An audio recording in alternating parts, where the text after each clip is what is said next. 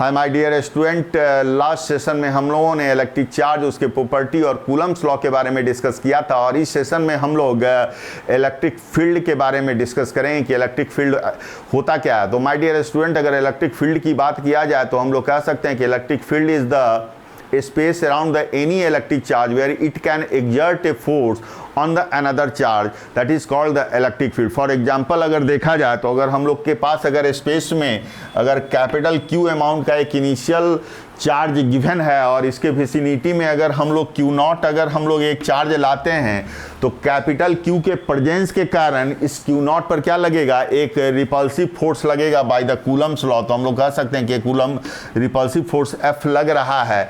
अब ये repulsive force क्यों लग रहा है? Due to the presence of capital Q। इसका मतलब है कि कैपिटल Q और स्मॉल Q0 के बीच में समथिंग इज देयर, हाँ something is there and this something is called, अगर हम लोग ये कहें कि दिस समथिंग इज देयर, ये कहें दिस समथिंग, ये इसको हम लोग कहते हैं समथिंग, और this something is called the electric field. This something is called the electric field और इसी समथिंग को हम लोग कहते हैं इलेक्ट्रिक फील्ड। और इसी समथिंग के कारण, और ये समथिंग कहाँ से डेवलप हुआ? ये समथिंग डेवलप हुआ कैपिटल Q के कारण, और ये कैपिटल Q के कारण जो ये समथिंग डेवलप हुआ, और यही समथिंग स्मॉल Q0 पर क्या लगाता है, एक फोर्स लगाता है, और जिसको हम लोग क्या कहते हैं, इलेक्ट्रोस्टैटिक फोर्स। और ये जो समथिंग है दैट, इसको हम लोग क्या कहते हैं, इसको कहते हैं इलेक्ट्रिक फील्ड कहते हैं। इसको हम लोग इलेक्ट्रिक फील्ड कहते हैं बेटा, इलेक्ट्रिक फील्ड कहते हैं।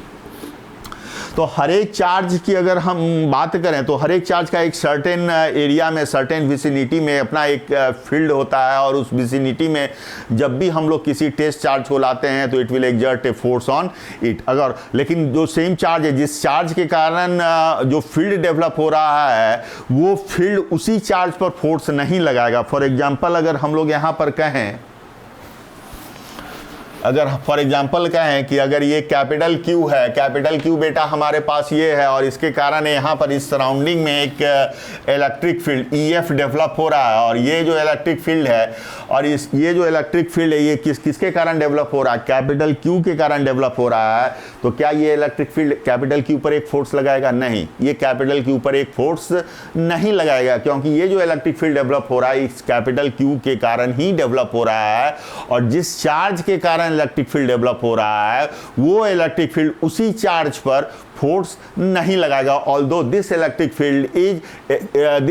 Field will exert a force on another charge. अगर हम लोग यहीं पर कहें कि अगर एक टेस्ट चार्ज को अगर हम लोग लाते हैं, इसके फील्ड में Q0 को लाते हैं, तो ये इलेक्ट्रिक फील्ड इस पर एक फोर्स लगा देगा। Of course this electric field exert on this Q0, और हम लोग इसको कह सकते हैं कि यहाँ पर एक फोर्स F लगा देगा बेटा। और हम लोग कहें तो ये इलेक्ट्रिक फील्ड की प्रॉपर्टी के बारे में हम लोग जान गए कि उसकी एक सर्टेन लिमिट होती है। सर्टेन लिमिट के सर्टेन एरिया के बाद किसी भी चार्ज के, अगर किसी भी चार्ज को स्पेस में रखें तो एक सर्टेन एरिया में, सर्टेन विसिनिटी में उसकी फील्ड होगी।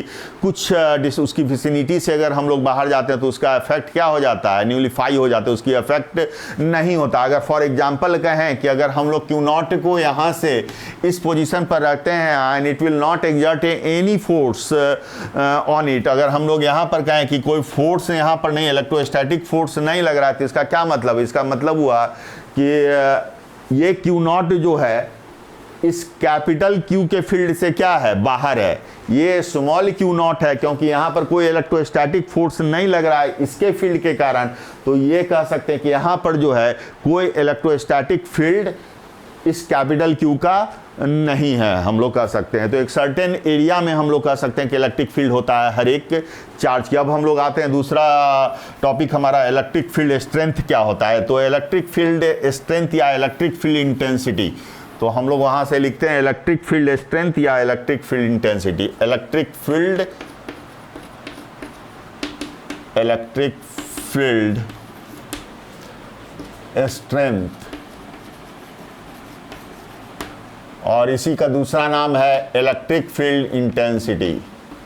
इलेक्ट्रिक फील्ड इंटेंसिटी, देखो इलेक्ट्रिक फील्ड स्ट्रेंथ और इलेक्ट्रिक फील्ड इंटेंसिटी क्या है। अगर हम लोग इलेक्ट्रिक फील्ड स्ट्रेंथ और इलेक्ट्रिक फील्ड इंटेंसिटी की बात करें तो ये हम लोगों का मेजर करने का, इलेक्ट्रिक फील्ड मेजर करने का किसी भी चार्ज के विसिनिटी में किसी भी पॉइंट पर एक क्या है, एक मेथड्स, एक मैथमेटिकल टूल है जिसके थ्रू हम लोग जान सकते हैं कि किसी भी चार्ज के अराउंड किसी भी पर्टिकुलर पॉइंट पर कितना बड़ा इलेक्ट्रिक फील्ड है।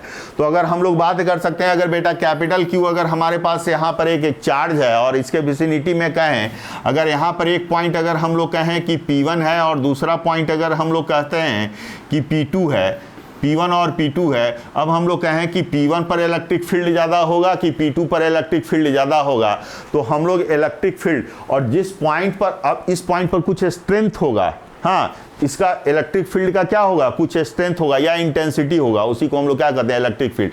तो इलेक्ट्रिक फील्ड स्ट्रेंथ से हम लोग P1 पर और P2 पर इलेक्ट्रिक फील्ड की वैल्यू जान सकते हैं। तो यहाँ पर अगर हम लोग को निकालना है बेटा, अगर ये डिस्टेंस को R1 कहें और इस डिस्टेंस को अगर हम लोग R2 कहें, तो हम इलेक्ट्रिक फील्ड हम लोग यहाँ से लिख सकते हैं। इलेक्ट्रिक फील्ड को हम लोग क्या, कौन सा सिंबल, E1 के E से डिनोट करते हैं। चूंकि P1 पर लेना है तो हम लोग यहाँ पर E1 कह सकते हैं और P2 पर लेना है तो यहाँ पर E2 कह सकते हैं। तो इसका मतलब है कि E1 और E2 क्या है, एक वेक्टर क्वांटिटी है। तो इलेक्ट्रिक फील्ड स्ट्रेंथ और इलेक्ट्रिक फील्ड इंटेंसिटी दोनों एक ही नाम है। तो इलेक्ट्रिक फील्ड इंटेंसिटी और इलेक्ट्रिक फील्ड स्ट्रेंथ को हम लोग कह सकते हैं it is a vector quantity. तो हम लोग यहाँ से लिख सकते हैं कि electric field strength is a vector quantity. Electric field strength, electric field strength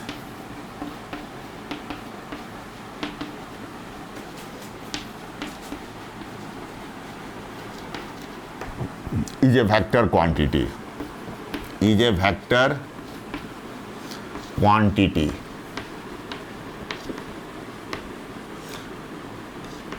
अब इसको कैसे डिफाइन किया जाए, तो इलेक्ट्रिक फील्ड अगर हम लोग को स्ट्रेंथ को अगर मैथमेटिकल फॉर्म में लिखना है, तो अगर हम लोग कहें कि हमारे पास एक सोर्स चार्ज है, हम लोग एक सोर्स चार्ज को दिखला रहे हैं यहाँ पर, तो हमारे पास अगर एक सोर्स चार्ज है और हम लोग इस पॉइंट पर अगर टेस्ट चार्ज Q0 को रख देते हैं at a distance R distance पर हम लोग रख रहे हैं और कह रहे हैं कि Q0 क्या है, कैपिटल Q के, ये हमारा Q0 क्या है, कैपिटल Q के फील्ड में है। अब यहाँ पर कैपिटल Q के फील्ड में है तो इस पर क्या लगेगा, एक फोर्स लगेगा। तो हम लोग यहाँ पर एक फोर्स हम लोग बाय द कूलम्स लॉ कह सकते हैं कि यहाँ पर इस डायरेक्शन में फोर्स लगेगा। और तो अगर हम लोग यहाँ पर इलेक्ट्रिक फील्ड इंटेंसिटी अगर लिखना चाहते हैं तो E बराबर हम लोग लिख सकते हैं force per unit test charge या पर यूनिट चार्ज। तो इलेक्ट्रिक फील्ड अगर स्ट्रेंथ को डिफाइन किया जाए या इलेक्ट्रिक फील्ड इंटेंसिटी को डिफाइन किया जाए, मैं बार बार बोल रहा हूँ इलेक्ट्रिक फील्ड स्ट्रेंथ या इलेक्ट्रिक फील्ड इंटेंसिटी, क्योंकि दोनों एक ही नाम है। तो इलेक्ट्रिक फील्ड इंटेंसिटी को अगर डिफाइन किया जाती है, क्या हो जाएगा बेटा, फोर्स पर यूनिट चार्ज, और इसकी डायरेक्शन वही डायरेक्शन होगी इलेक्ट्रिक फील्ड इंटेंसिटी की। अगर डायरेक्शन की बात करें, मैं पहले भी कह चुका हूं कि इलेक्ट्रिक फील्ड इंटेंसिटी हमारा एक वेक्टर क्वांटिटी है, तो इसका डायरेक्शन वही डायरेक्शन होगा जो फोर्स का डायरेक्शन होगा। तो हम लोग कह सकते हैं कि इलेक्ट्रिक फील्ड की जो इंटेंसिटी की जो डायरेक्शन होगी वो बेटा इसी डायरेक्शन में होगा जिस डायरेक्शन में फोर्स का डायरेक्शन होगा। तो E बराबर F/Q लिख सकते हैं। अगर इसका हम लोग अगर मैग्नीट्यूड फॉर्म लिखा जाए तो हम लोग लिख सकते हैं कि अगर मैग्नीट्यूड फॉर्म में लिखा जाए तो यहाँ से F/Q0 कह सकते हैं, F/Q0। और F की वैल्यू आप देख सकते हो कि F की वैल्यू क्या लिख सकते हो, कैपिटल K और capital Q into Q0, capital Q into Q0 और डिवाइडेड, दोनों का बीच का सेपरेशन हमारा R² है और डिवाइडेड Q0 हो जाता है। तो यहाँ से Q0 कट जाता है, ये कैपिटल Q स्मॉल q और डिवाइडेड बाई R² हो जाता है बेटा। और K की वैल्यू हम लोग जानते हैं, K की वैल्यू क्या होती है, 1/4 पाई एप्सिलॉन नॉट होती है। तो इलेक्ट्रिक फील्ड इंटेंसिटी को अगर लिखा जाए तो E बराबर हम लोग क्या लिख सकते हैं, तो E बराबर हम लोग लिख सकते हैं K capital Q by R²। तो इस फार्मूला को थोड़ा ध्यान से देखना होगा। कैपिटल K क्या है, 1/4 पाई एप्सिलॉन, और Q क्या है, Q हमारा क्या है, हमारा सोर्स चार्ज। Q हमारा सोर्स चार्ज है, टेस्ट चार्ज को नहीं लिखना है, टेस्ट चार्ज को नहीं लिखना है, Q बाई R²। और R क्या है, दोनों के बीच का सेपरेशन है। तो इस फॉर्म में हम लोग magnitude of the electric field, और इसका डायरेक्शन तो फोर्स के ही डायरेक्शन में होगा। अगर Q जो होता हमारा टेस्ट चार्ज अगर निगेटिव होता तो फोर्स इस डायरेक्शन में लगता, तो ऑफकोर्स इलेक्ट्रिक फील्ड इंटेंसिटी की जो डायरेक्शन होती वो क्या होती, कैपिटल क्यू की ओर होती तो हम लोग कह सकते हैं इलेक्ट्रिक फील्ड इंटेंसिटी। अगर हम लोग इसके यूनिट की बात करें, यूनिट क्या होगा, तो इसका ई बराबर देख सकते हो कि F/Q, एफ का क्या होता है न्यूटन, तो हम लोग लिख सकते हैं न्यूटन, और क्यू का क्या होता है कूलम, तो न्यूटन पर कूलम कह सकते हो। इसका यूनिट क्या हो जाएगा, न्यूटन पर कूलम हो जाएगा। अगर हम लोग वेक्टर फॉर्म की बात करें, चूंकि इलेक्ट्रिक फील्ड स्ट्रेंथ हमारा एक वेक्टर क्वांटिटी है, तो इसको अगर हम लोग वेक्टर फॉर्म में कैसे लिख सकते हैं, तो हम लोग लिख सकते हैं, अगर मान लो कि कैपिटल क्यू यहाँ पर एक चार्ज है, हाँ, और यहाँ पर अगर हम लोग को एक फील्ड क्यू नॉट लिखना है, क्यू नॉट पर क्यू के कारण इस चार्ज पर एक फील्ड लिखना है, इलेक्ट्रिक फील्ड स्ट्रेंथ लिखना है, तो ई की वैल्यू और दोनों का बीच का सेपरेशन आर है, तो वेक्टर फॉर्म ई को लिखना है तो हम लोग क्या लिखेंगे, ई और एक यूनिट वेक्टर इसके सेंस में आर कह सकते हैं, और यहाँ से हम लोग आसानी से लिख सकते हैं, अगर ई की बात कहा जाए तो यहाँ से लिख सकते हैं क्या 1/4 पाई एप्सिलॉन और कैपिटल क्यू, और ये हो जाएगा आर स्क्वायर। अगर ये यूनिट फैक्टर का लिया जाए तो हम लोग क्या लिख सकते हैं, r/mod of r। Unit vector लिखने का ये तो तरीका है, और इसको हम लोग कह सकते हैं, चूंकि यूनिट वेक्टर लिखने का ये होता है, unit vector r equal to क्या होता है बेटा, r/mod ऑफ r होता है। तो आप लोग देखेंगे यहाँ से, तो r/mod ऑफ r, तो यहाँ से क्या हो जाएगा, r और ये r³ हो जाएगा, तो यहाँ से हम लोग कह सकते हैं 1/4 पाई एप्सिलॉन कैपिटल Q, और यहाँ से r वेक्टर r, और ये क्या हो जाएगा, r³ हो जाएगा। तो ये वेक्टर फॉर्म हो गया हमारा। हम लोग इस फॉर्म में, वेक्टर फॉर्म में इलेक्ट्रिक फील्ड इंटेंसिटी या इलेक्ट्रिक फील्ड स्ट्रेंथ लिख सकते हैं बेटा। चलो, एक तो पॉइंट हो गया हमारा।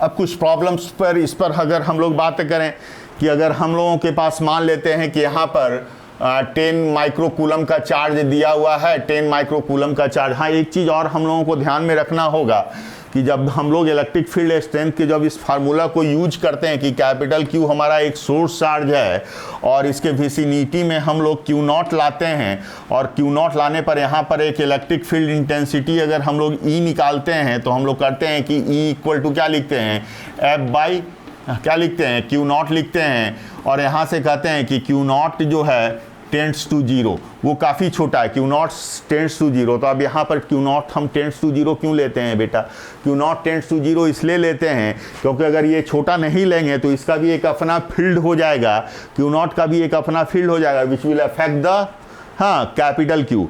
वो सोर्स चार्ज को क्या करेगा, अफेक्ट कर देगा कैपिटल क्यू को, और कैपिटल क्यू को अफेक्ट करने के कारण क्या होगा कि ये अपने पोजीशन से डिस्प्लेस हो जाएगा। तब जैसे ही ये डिस्प्लेस कर जाएगा, तब हम लोग क्या करेंगे, एक्चुअल इलेक्ट्रिक फील्ड इंटेंसिटी इस चार्ज के कारण किसी भी पर्टिकुलर पॉइंट पर नहीं निकाल सकते हैं, इसलिए टेस्ट चार्ज की वैल्यू हम लोग क्या लेते हैं, नेग्लिजिबल लेते हैं, काफ़ी छोटा लेते हैं। तो यहाँ पर ये चीज़ रिमेंबर रखना होगा कि Q naught tends to zero, तो ये चीज़ हम लोग यहाँ पर रिमेंबर रखेंगे।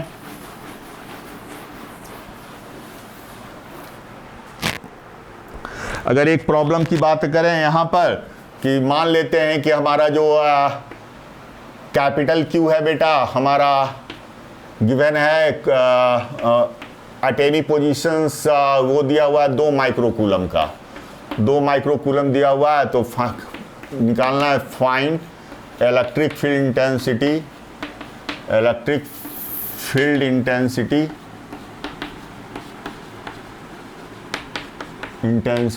Eight r equal to 10 centimetre, at r equal to 10 centimetre. तो हम लोग कैसे निकाल सकते हैं, तो देख सकते हो कि कैपिटल क्यू को यहाँ रख देते हैं, इलेक्ट्रिक फील्ड इंटेंसिटी अगर हम लोग r बराबर 10 सेंटीमीटर यहाँ रख दें, तो अगर यहाँ पर इस फील्ड पर अगर हम लोग को एक पॉजिटिव यूनिट चार्ज मान लेना होगा, +1 मान लेना होगा, या क्यू नॉट मान लेते हैं, हाँ, तो +1 एक यूनिट पॉजिटिव चार्ज मान लेंगे, तो ई की जो मैग्नीट्यूड आ जाएगी, ई की मैग्नीट्यूड क्या आ जाएगा, KQ/r², और k की वैल्यू कितना होता है, 9 × 10⁹ हम लोग लिखते हैं बेटा, तो यहाँ से लिख सकते हैं 9 × 10⁹, और कैपिटल क्यू की वैल्यू कितना लिख सकते हैं, तो 2 माइक्रोकूलम दिया हुआ है, 2 माइक्रोकूलम को अगर हम लोग कूलम में कन्वर्ट करेंगे तो कितना हो जाएगा, 2 × 10⁻⁻6 हो जाएगा, 2 × 10⁻⁻6 से यहाँ से लिख सकते हैं, तो यहाँ से लिख सकते हैं 2 × 10⁻⁻⁶ -6 लिख सकते हैं। और r हम दोनों के बीच का जो डिस्टेंस है वो कितना दिया हुआ है,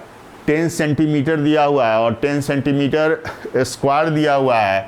तो हम लोग उसको कितना कर सकते हैं, 10 सेंटीमीटर को हम लोग 10 और इसका जो मीटर में अगर कन्वर्ट करें तो 100 और इंटू 10/100 कर सकते हैं।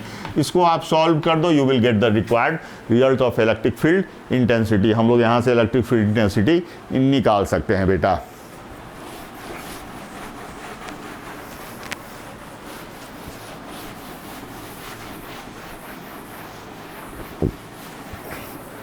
अगर वेक्टर फॉर्म की बात किया जाए, अगर मान लेते हैं कि हमारा एक कैपिटल क्यू जो सोर्स चार्ज है, इसके कारण एक फील्ड है, इसकी कोऑर्डिनेट हमारा दिया हुआ है, इसका कोऑर्डिनेट अगर हम लोग मान लेते हैं 2, 3 और 4 दिया हुआ है, और हम लोग को इस क्यू के कारण किसी भी पॉइंट P पर इलेक्ट्रिक फील्ड निकालना है, P पॉइंट पर इलेक्ट्रिक फील्ड निकालना है।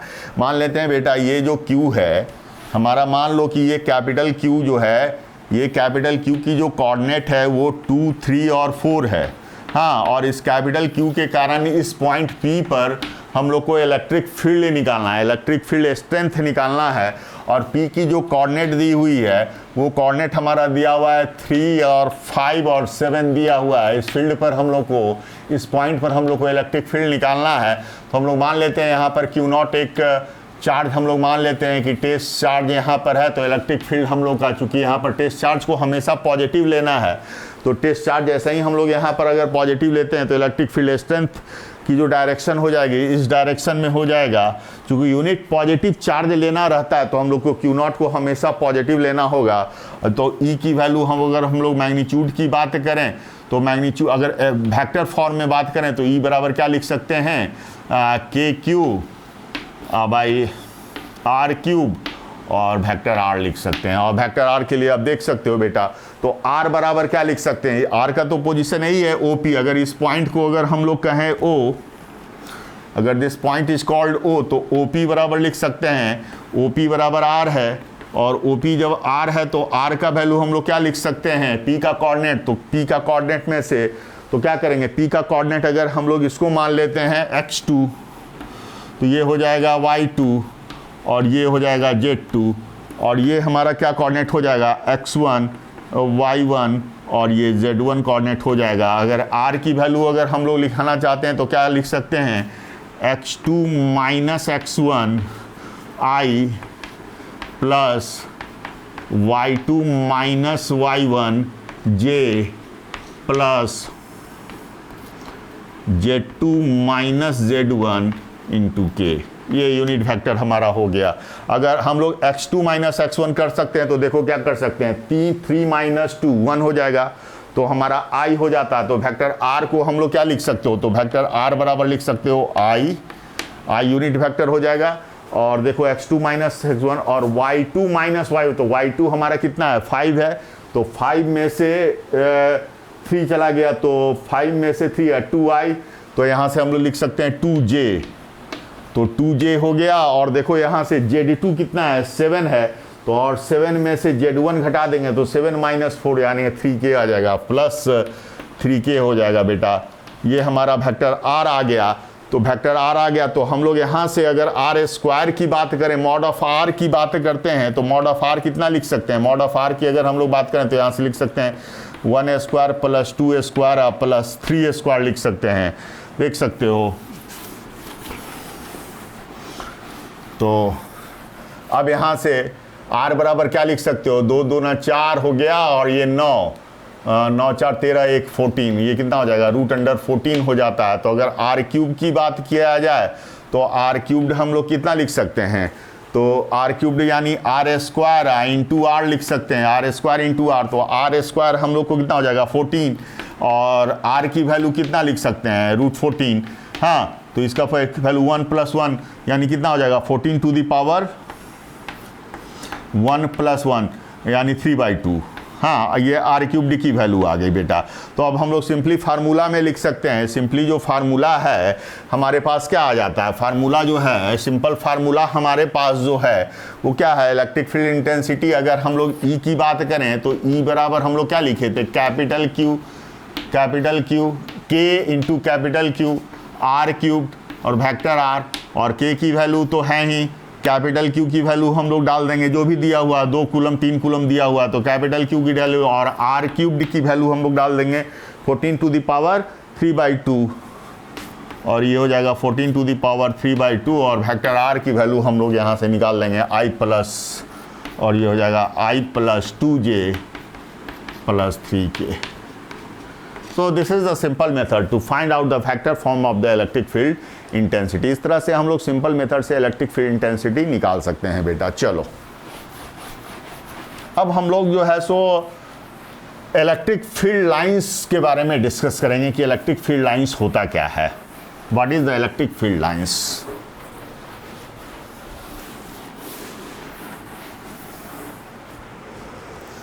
हम लोग कह रहे हैं इलेक्ट्रिक फील्ड लाइंस.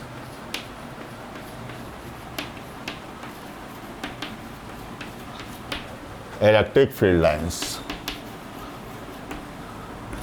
सबसे पहले तो समझो कि इलेक्ट्रिक फील्ड लाइंस जो है that is the imaginary lines. हाँ, ये एक इमेजिनरी लाइंस है और ओरिजिनली इसका कोई एक्सिस्टेंस नहीं होता है. It is only helpful to find out the direction, to find the direction of electric field intensity at any point near about the source charge. इसकी इतनी ही इम्पॉर्टेंस होती है कि हम लोग किसी भी पॉइंट पर इलेक्ट्रिक फील्ड इंटेंसिटी जो है निकाल सकते हैं. तो इलेक्ट्रिक फील्ड लाइंस को हम लोग कह सकते हैं कि अगर हम लोग कोई भी टेस्ट चार्ज को अगर फ्री कर दें, फ्री टू मूव, हाँ, near about the source charge, हाँ, the path follow by the test charge, हाँ, near about this test charge is called the electric field lines. अगर हम लोग कहें बेटा कि अगर यहाँ पर कैपिटल क्यू एक चार्ज है, कैपिटल क्यू एक चार्ज है और इसके नियर अबाउट अगर हम लोग क्यू नॉट को ले आते हैं, क्यू नॉट को यहाँ पर एक टेस्ट चार्ज को ले आते हैं, कैपिटल क्यू हमारा सोर्स चार्ज है और ये हमारा स्मॉल क्यू नॉट क्या है, एक टेस्ट चार्ज है, और इसके नियर अबाउट लाते हैं. जैसे यहाँ पर लाएंगे तो ये क्या होगा, it will start to move in this direction due to the electrostatic repulsion. इस डायरेक्शन में मूव करना शुरू करेगा. तो अगर हम इसको मूव करने दें इसी डायरेक्शन में, हाँ, हम लोग मूव करें, we will not exert any external force, it will move only under the effect of electrostatic force. तो हम लोग कह सकते हैं कि जो पाथ ये फॉलो करेगा उसको कहेंगे electric field lines. Actually it is not a line, ये कोई चार्ज के अराउंड कोई लाइन नहीं होता है, but it is an imaginary line and it is helpful to find the direction of electric field intensity at any particular point. तो हम लोग कह सकते हैं इलेक्ट्रिक फील्ड लाइंस के बारे में कि it is an imaginary lines. पहला कह सकते हैं, पहला it is an imaginary lines, imaginary lines. दूसरा में कह सकते हैं it may be a straight, it may be a straight, it may be a straight or curved. It may be a straight or curved. Third property में कह सकते हैं the tangent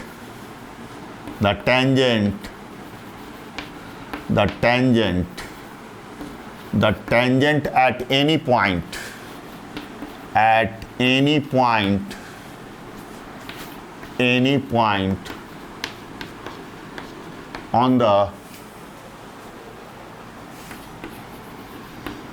on the field lines और line of force. इसको हम लोग क्या कहते हैं, फील्ड लाइंस भी कहते हैं और लाइन ऑफ फोर्स भी कहते हैं. The tangent at any point on the field lines और लाइन ऑफ फोर्स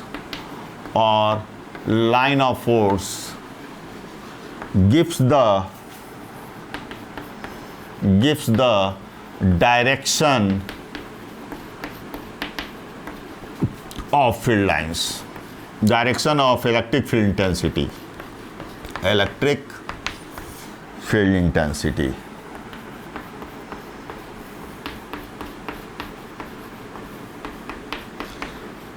अब हम लोग क्या कर रहे हैं कि जो इलेक्ट्रिक फील्ड लाइंस है या लाइन ऑफ फोर्स है वो क्या है, एक इमेजिनरी लाइंस है. ये क्या हो सकता है, स्ट्रेट भी हो सकता है और कर्व भी हो सकता है बेटा.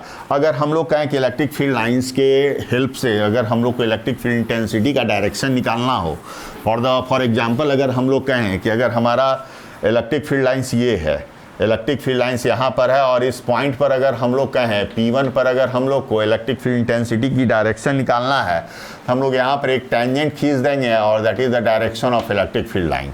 हाँ, ये हम लोग इलेक्ट्रिक फील्ड इंटेंसिटी का डायरेक्शन निकल जाएगा इलेक्ट्रिक फील्ड लाइंस। अगर हम लोग कहें कि इलेक्ट्रिक फील्ड लाइंस हमारा इस तरह से है, फील्ड लाइंस क्या हो सकता है कि स्ट्रेट भी हो सकता है और कर्व भी हो सकता है। तो अगर हम लोग कहें कि अगर यहाँ पर इस पॉइंट पर इलेक्ट्रिक फील्ड लाइंस P1 पर अगर हम लोग इलेक्ट्रिक फील्ड स्ट्रेंथ के निकालना है तो यहाँ पर एक डायरेक्शन हो जाएगा, तो इलेक्ट्रिक फील्ड स्ट्रेंथ का ये डायरेक्शन हो जाएगा।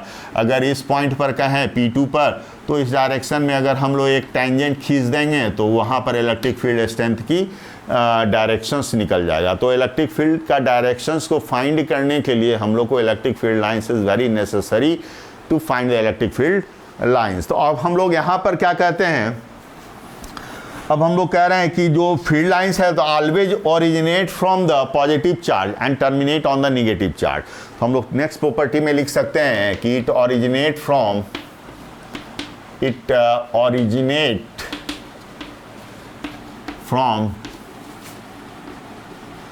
Positive charge. और नेक्स्ट प्रॉपर्टी में कह सकते हैं इट टर्मिनेट ऑन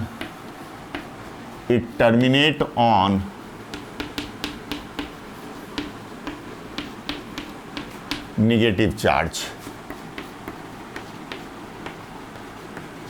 अगर इस दोनों प्रॉपर्टी को समझा जाए बेटा, तो हम लोग कह रहे हैं कि जो अगर हम लोग एक पॉजिटिव चार्ज ले लें, अगर हम लोग पॉजिटिव चार्ज ले लें तो जो लाइन ऑफ फोर्स होगा हमेशा यहाँ से ओरिजिनेट होगा। This is the direction of origination of the electric field lines. तो ये ओरिजिनेट होगा फ्रॉम द पॉजिटिव चार्ज और टर्मिनेट हो जाएगा यहाँ पर निगेटिव चार्ज पर, हमेशा टर्मिनेट होगा। तो ये फील्ड लाइंस का टर्मिनेशंस का डायरेक्शंस होगा। हाँ, तो ये यहाँ से ओरिजिनेट हो रहा है, यहाँ से अवे जा रहा है और निगेटिव चार्ज पर क्या हो रहा है, टर्मिनेट हो रहा है। तो ये चीज़ हम लोगों को ध्यान में रखना होगा। और नेक्स्ट प्रॉपर्टी की बात करें तो electric field lines will be always perpendicular to the charge surface. तो हम लोग कह सकते हैं कि जो नेक्स्ट प्रॉपर्टी है वो थर्ड, फोर्थ, फिफ्थ हो गया, यानी सिक्स्थ प्रॉपर्टी होगी। तो electric field lines will be always electric field lines will be always perpendicular to the surface, perpendicular to the charge surface। Charge surface पर हमेशा क्या होगा, वो परपेंडिकुलर होगा, perpendicular to the charge surface. वो charge surface पर हमेशा बेटा परपेंडिकुलर होगा। चार्ज सरफेस पर हमेशा जो है परपेंडिकुलरली ड्रॉप होगा। इसका मतलब होगा चार्ज सरफेस के साथ जो है फील्ड लाइंस हमेशा 90 डिग्री का एंगल बनाएगा। तो ये चीज़ हम लोगों को ध्यान में रखना होगा। और दूसरा चीज़, अगर नेक्स्ट प्रॉपर्टी की अगर सिक्स्थ और सेवेंथ प्रॉपर्टी की बात करें तो हम लोग कह सकते हैं कि जो इलेक्ट्रिक फील्ड लाइंस होगा it will never cross the conductor. Electric field lines क्या होगा कि हमेशा कंडक्टर पर परपेंडिकुलरली ड्रॉप होगा, बट वो क्या होगा, कंडक्टर को क्या करेगा, कंडक्टर से क्रॉस नहीं करेगा। तो इलेक्ट्रिक फील्ड लाइंस लिख सकते हैं, electric field lines can never cross the conductor। Conductor को कभी भी क्रॉस नहीं कर सकता, विच मीन्स व्हाट, जो कंडक्टर के इनसाइड क्या होगा, नेट इलेक्ट्रिक फील्ड इंटेंसिटी हमारी जीरो हो जाएगी। जैसे ही वो कंडक्टर, मान लेते हैं कि हमारे पास, अगर एक एग्जांपल के थ्रू आप समझो कि हमारे पास अगर एक ये कंडक्टर है, हमारे पास अगर एक ये कंडक्टर है, तो जो इलेक्ट्रिक फील्ड लाइंस होगा वो कभी भी इसको क्रॉस नहीं करेगा, यानी इलेक्ट्रिक फील्ड यहाँ पर जीरो हो जाएगा। इलेक्ट्रिक फील्ड यहाँ पर ज़ीरो हो जाएगा। ये ध्यान देने वाली बात है। इलेक्ट्रिक फील्ड, ये कंडक्टर है तो यहाँ पर क्या हो जाएगा, ये कंडक्टर, और कंडक्टर पर हमेशा जो इलेक्ट्रिक फील्ड लाइंस होगा वो 90 डिग्री का एंगल बनाएगा बेटा, वो हमेशा 90 डिग्री का एंगल बनाएगा। ये चीज़ हम लोगों को ध्यान में रखना है।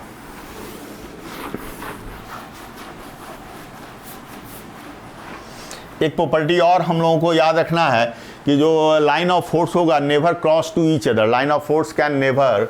नेक्स्ट प्रॉपर्टी की अगर हम लोग बात करें, eight property, line of force can never, lines of force can never intersect to each other, never intersect to each other. जो लाइन ऑफ फोर्स होता है वो कभी भी एक दूसरे को इंटरसेक्ट नहीं करेगा। ऐसा क्यों होता है, ये सोचने वाली बात है बेटा। अगर हम लोग बात करें कि अगर दो लाइन ऑफ फोर्स कहें कि एक लाइन ऑफ फोर्स ये है और दूसरा लाइन ऑफ फोर्स अगर हम लोग कहें कि ये डायरेक्शन में जा रहा है, लाइन ऑफ फोर्स ये नंबर 1 ये कहें और नंबर 2 हमारा ये कहें, और हम लोग कहें कि ये दोनों इंटरसेक्ट कभी नहीं करेगा, अगर इंटरसेक्ट करेगा तो क्या होगा।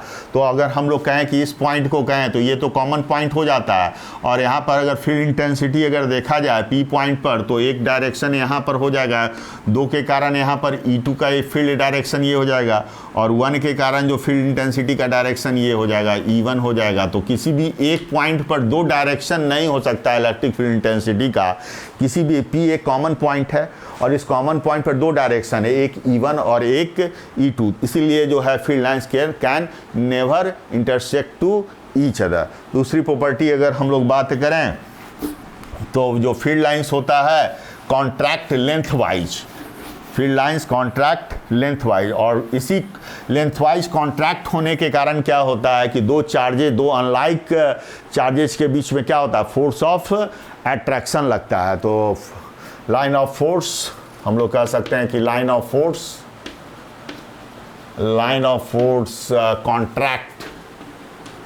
Contract length wise. ये जो प्रॉपर्टी है बेटा, line of force contract length wise, ये शो करता है कि दो अपोजिट नेचर्स का जो चार्जेज होगा, दो अपोजिट यानी एक पॉजिटिव और दूसरा निगेटिव, दोनों एक दूसरे को क्या करेगा, दोनों एक दूसरे को अट्रैक्ट करेगा। तो ये अट्रैक्शन प्रॉपर्टी को बताता है, ये अट्रैक्शन प्रॉपर्टी को बताता है, ये अट्रैक्शन प्रॉपर्टी को बताता है, अट्रैक्शन प्रॉपर्टी को बताता है। जैसे अगर हम लोग कहें कि एक पॉजिटिव चार्ज है कैपिटल Q और एक निगेटिव चार्ज माइनस Q है, तो यहाँ पर जो लाइन ऑफ फोर्सेस होगा तो हम लोग कह सकते हैं कि जो लाइन ऑफ फोर्स यहाँ से ओरिजिनेट होगा और निगेटिव चार्ज पर टर्मिनेट करेगा।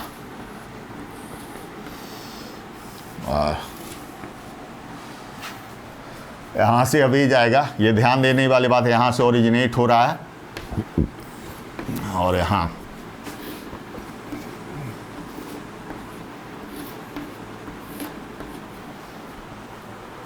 तो ये जो लेंथवाइज कॉन्ट्रैक्ट जो बता रहा है कि दो चार्जेस के बीच में क्या लगता है, फोर्स ऑफ अट्रैक्शन, तो ये अट्रैक्शन प्रॉपर्टी को बता रहा है बेटा। ये अट्रैक्शन यहाँ से लिख देते हैं, अट्रैक्शन प्रॉपर्टी को बता रहा है, अट्रैक्शन प्रॉपर्टी को बता रहा है। अब कह रहा है कि line of force lateral pressure on each other, line of force, हाँ, lateral pressures on each other. जो लैटरल प्रेशर होता है वो क्या बताता है, फोर्स ऑफ रिपल्सन को बताता है। Line of force lateral pressures on each other,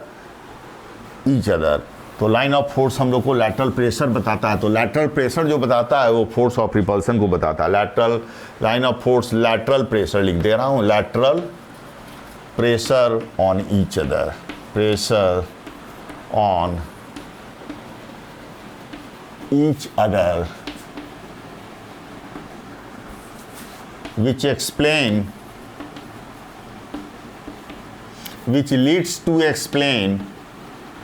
which leads to explain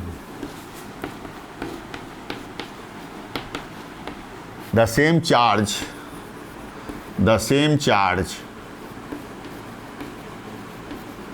will repel to each other, repel to each other।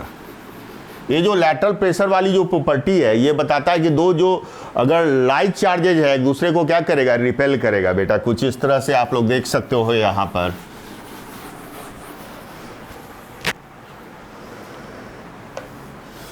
अगर हम लोग यहाँ पर बात करें कि यहाँ पर भी प्लस क्यू है और यहाँ पर भी प्लस क्यू है, तो प्लस क्यू के कारण जो है सो एक दूसरे पर रिपल्सन लगेगा। लाइन ऑफ फोर्स का कुछ इस तरह से यहाँ पर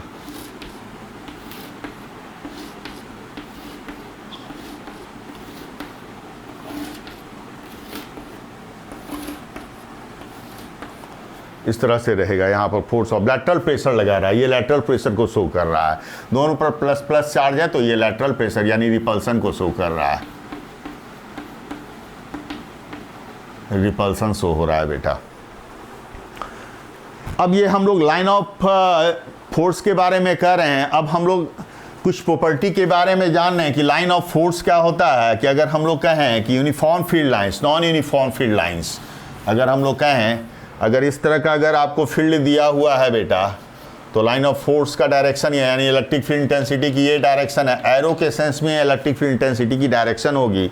अगर ये है तो हम लोग कहेंगे कि दिस फील्ड आर, अगर ये फील्ड है और यानी बीच का जो स्पेसिंग है वो सेम है, यहाँ से अगर ये भी कहें डी और ये भी कहें तो इसको कह सकते हैं हम लोग uniform field lines, uniform field lines, uniform field lines, uniform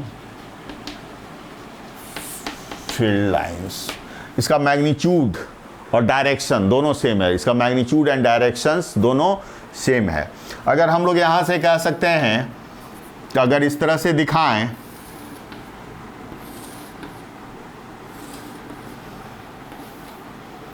वो हम लोग कहेंगे इसको नॉन यूनिफॉर्म फील्ड लाइंस। दोनों देखो स्पेसिंग बेटा यहाँ पर डिफरेंट है, spacing are different, spacing are different, तो हम लोग इसको कह सकते हैं non uniform field lines. Magnitudes are different but direction is same. देखो डायरेक्शन सबका सेम है लेकिन मैग्नीट्यूड सबका क्या है, डिफरेंट है। हम लोग कह सकते हैं यहाँ पर non uniform field lines, non uniform field lines, non uniform field lines, field lines कह सकते हैं, नॉन यूनिफॉर्म फील्ड लाइंस कह सकते हैं। इसका क्या है, मैग्नीट्यूड सेम है बट मैग्नीट्यूड डिफरेंट है बट डायरेक्शन सबका सेम है। इसमें क्या है, मैग्नीट्यूड एंड डायरेक्शन दोनों सेम है, ये यूनिफॉर्म फील्ड लाइंस है बेटा। और हम लोग अगर बात करें इस तरह के फील्ड लाइंस जो कर्व फील्ड लाइंस की बात कर सकते हैं, तो यहाँ पर अगर इस तरह से फील्ड लाइंस की बात करें तो इसको भी कह सकते हैं हम लोग यूनिफॉर्म फील्ड लाइंस। ये भी हमारा यूनिफॉर्म फील्ड लाइंस है क्योंकि सबके बीच का हर एक जगह पर अगर स्पेसिंग की बात किया जाए तो स्पेसिंग सेम है, तो ये हमारा यूनिफॉर्म फील्ड लाइंस हो जाएगा, यूनिफॉर्म फील्ड लाइंस हो जाएगा, ये यूनिफॉर्म फील्ड लाइंस हो जाएगा बेटा। चलो नेक्स्ट प्रॉपर्टी की बात करते हैं हम लोग। अगर इस तरह से बात करें कि फील्ड लाइंस हमारा कुछ इस तरह से दिया हुआ है,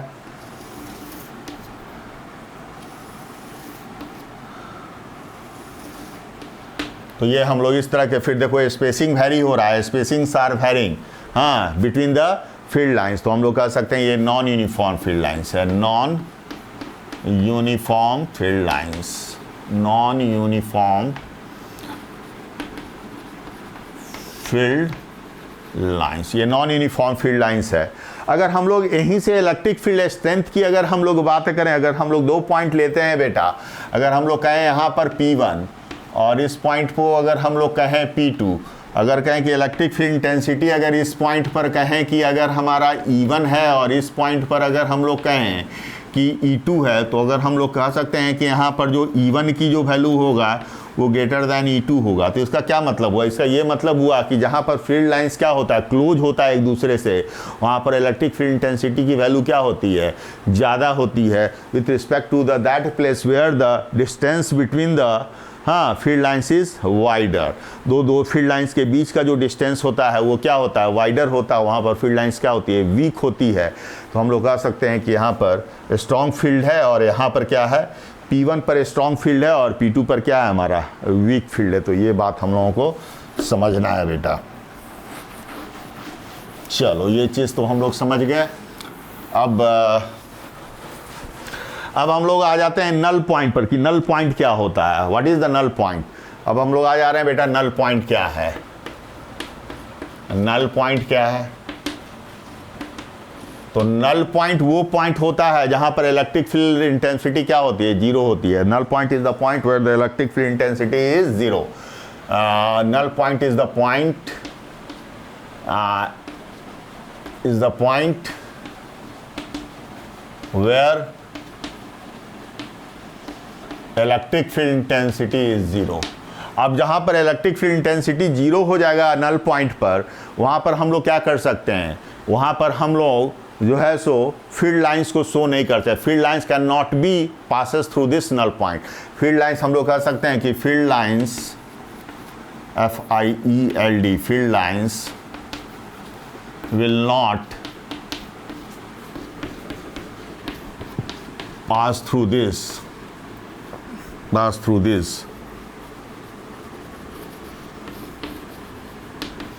null point।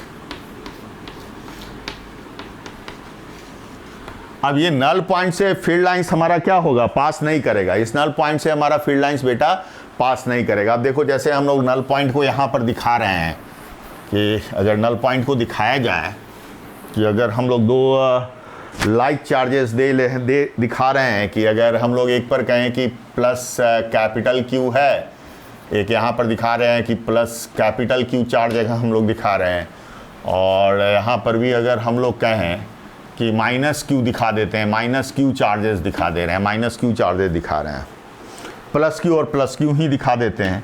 अब प्लस Q और प्लस Q के कारण इस दोनों के बीच में कहीं पर एक पॉइंट होगा जहाँ पर क्या होगा कि दोनों पर जो है नेट फील्ड 0 होगा, तो दोनों के बीच में एक नेट फील्ड क्या होगा, 0 होगा। हम लोग कह सकते हैं यहाँ पर चूंकि इसके द्वारा इस डायरेक्शन में एक फोर्स लगेगा, अगर 1 चार्ज कहो इसको और इसको 2 चार्ज कहो तो F1 इधर लगेगा, तो E1 इधर लगेगा बेटा और E2 इधर लगेगा। और हम लोग कह सकते हैं चूंकि E1 और E2 क्या होगा, दोनों के बीच में ही जो है इक्वल होगा, और हम लोग कह सकते हैं कि इस पॉइंट पर जो है नेट फील्ड 0 होगा, तो ये हम लोग कह सकते हैं यहाँ पर जो है E हमारा जो है 0 हो जाएगा, तो ये क्या हो जाएगा, नल पॉइंट हो जाएगा, ये हमारा नल पॉइंट कह सकते हैं। और जो यहाँ पर इलेक्ट्रिक फील्ड होगा कुछ इस तरह से हम लोग दिखा सकते हैं। देखो यहाँ पर इस तरह से इलेक्ट्रिक फील्ड लाइंस को हम लोग शो कर सकते हैं। फील्ड लाइंस कभी भी इस नल पॉइंट को क्रॉस नहीं करेगा, field lines will never cross this null point. तो ये चीज़ हम लोगों को ध्यान में रखना है। तो null point will never cross this null point, field lines will never cross this null point, इस नल पॉइंट को कभी भी क्रॉस नहीं करेगा। तो हम लोग को इस तरह से नल पॉइंट दिखा सकते हैं। फील्ड लाइंस को दिखाने का एक बेस्ट वे है कि हम लोग जो है सो फील्ड लाइंस को दिखाएं। हाँ, तो ये नल पॉइंट हो गया, देखो ये नल पॉइंट है, नल पॉइंट का लाइन हो गया, this is the null point line. तो हम लोग इसको कह सकते हैं नल पॉइंट लाइन है बेटा, नल पॉइंट लाइन है। यहाँ से फील्ड लाइन, इस लाइन से जो है फील्ड लाइन कभी भी क्रॉस नहीं करेगी, ये नल पॉइंट हो गया। ये यहाँ पर देखो बार बार हम कह रहे हैं ये नल पॉइंट है। यहाँ पर नेट फील्ड क्या है, 0 है। और नल पॉइंट से हम लोग क्या करते हैं, नल पॉइंट से एक लाइन ड्रॉ कर देते हैं परपेंडिकुलर, और उस नल पॉइंट से क्या होगा कि फील्ड लाइंस कभी भी क्रॉस नहीं करेगा। हाँ, उसी को हम लोग नल पॉइंट बेटा कहते हैं। तो नल पॉइंट इसीलिए ड्रॉ किया जाता है जब हम लोग फील्ड लाइंस ड्रॉ करते हैं। चलो एक और प्रॉब्लम अगर हम लोग यहाँ पर दिखाएं, कि अगर हम लोग कहें कि 2 चार्ज हम लोगों के पास दिया हुआ है, एक कैपिटल Q दिया हुआ है और दूसरा 4Q दिया हुआ है। अगर हम लोग के पास 2 चार्ज दिया हुआ है, कहें कि एक कैपिटल Q दिया हुआ है बेटा, हम लोग कहें कि एक चार्ज हम लोग का कैपिटल Q और दूसरा जो है हम लोगों का 4Q दिया हुआ है, 4Q दिया हुआ है, और दोनों का बीच का जो सेपरेशन है, ये दोनों के बीच का यानी कैपिटल Q और 4Q के जो बीच का जो सेपरेशन है, हम लोग कह रहे हैं कि 12 सेंटीमीटर है। दोनों के बीच का डिस्टेंस क्या है हमारा, 12 सेंटीमीटर है।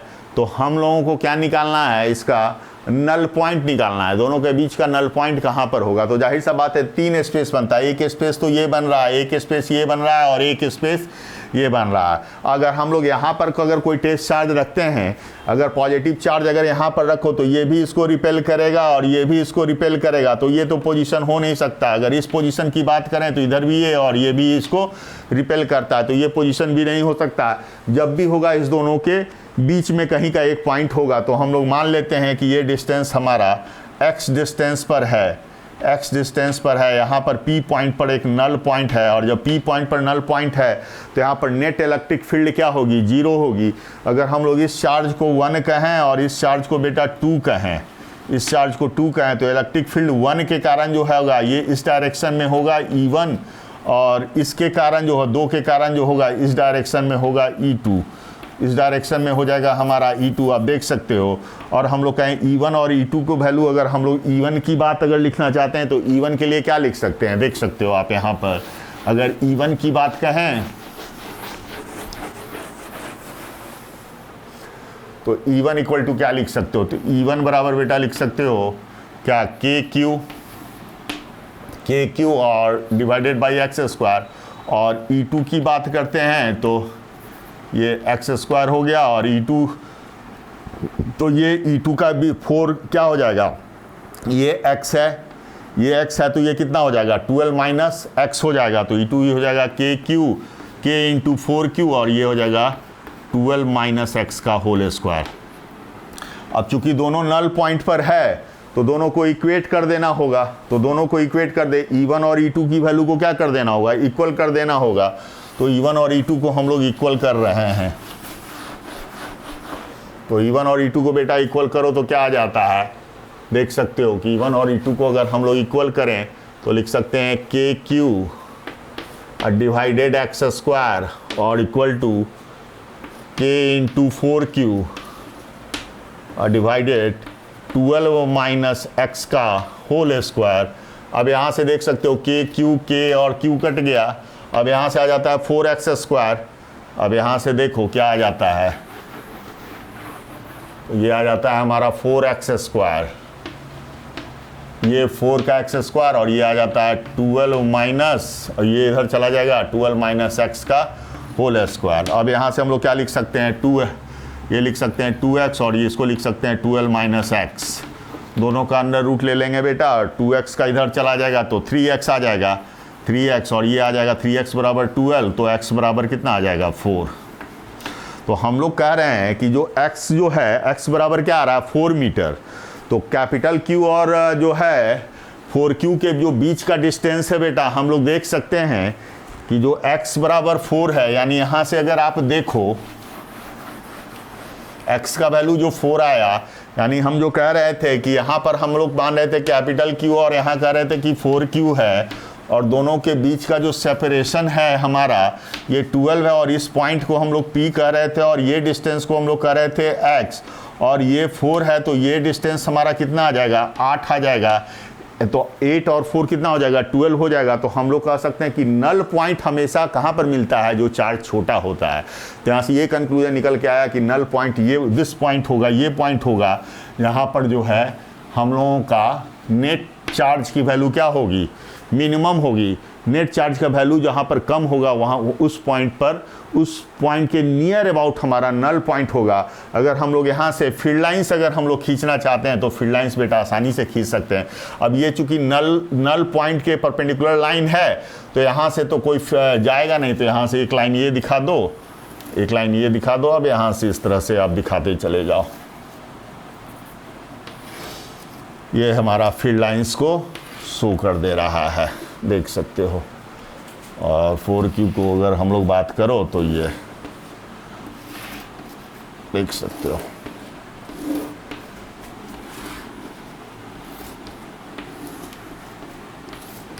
ये फील्ड लाइंस को शो कर दिया।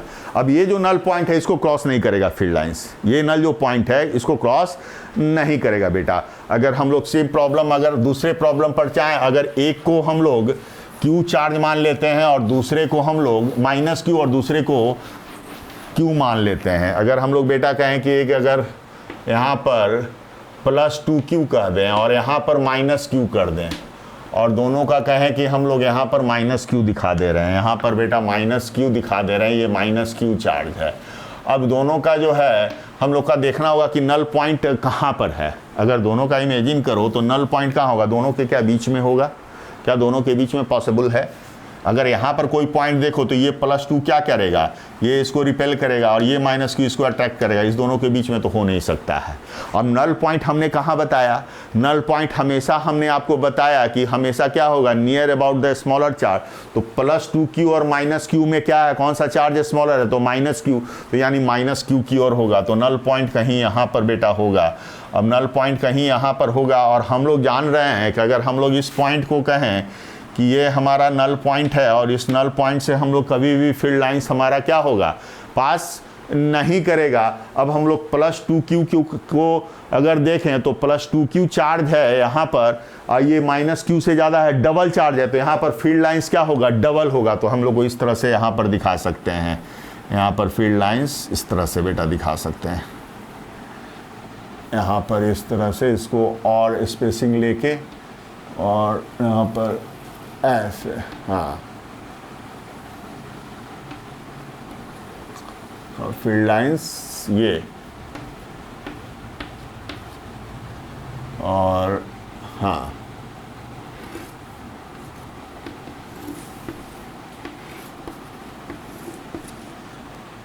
और चूंकि ये नल पॉइंट है तो जो यहाँ से -q है तो यहाँ से जो चार्ज आएगा ये बेटा ये दिखा सकते हैं,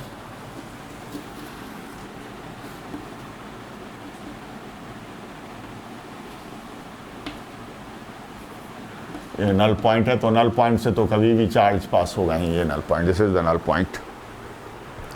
ये +2q, अब यहाँ पर ये ध्यान देने वाला बात होगा, यहाँ पर +2q है तो यहाँ पर लाइन ऑफ फोर्स देखो क्या डेंस है, और यहाँ पर देखो क्या है, लाइन ऑफ फोर्स हमारा क्या है, लाइन ऑफ फोर्स का बीच का स्पेसिंग यहाँ पर कुछ ज़्यादा दिखा रहे हैं हम लोग, बीच का लाइन ऑफ फोर्स यहाँ पर स्पेसिंग ज़्यादा दिखाना होगा, तो यहाँ पर लाइन ऑफ फोर्स का स्पेसिंग यहाँ पर ज़्यादा दिखाना होगा बेटा, यहाँ पर देखो लाइन ऑफ फोर्स डेंस है, तो ये चीज़ ध्यान में रखना होगा। तो ये line of force +2q and -q का हुआ। तो बेटा दीज आर द, ये जो हमारा जो सेशन था ये फंडामेंटल सेशन था इलेक्ट्रिक फील्ड इंटेंसिटी का, और आप आई होप सो कि आपने यहाँ पर एंजॉय किया होगा इलेक्ट्रिक फील्ड इंटेंसिटी, और यहीं से हमारा इलेक्ट्रिक फील्ड इंटेंसिटी का जो है इलेक्ट्रिक फील्ड और इलेक्ट्रिक फील्ड इंटेंसिटी की जो है चैप्टर्स जो है स्टार्ट होती है, और नेक्स्ट सेशन में हम लोग कुछ और अच्छे एडवांस प्रॉब्लम को डिस्कस करेंगे। चूँकि टाइम टू टाइम मैं रेगुलर इंटरवल पर जो है सो वीडियो देता रहता हूँ, लेक्चर्स देता रहता हूँ फॉर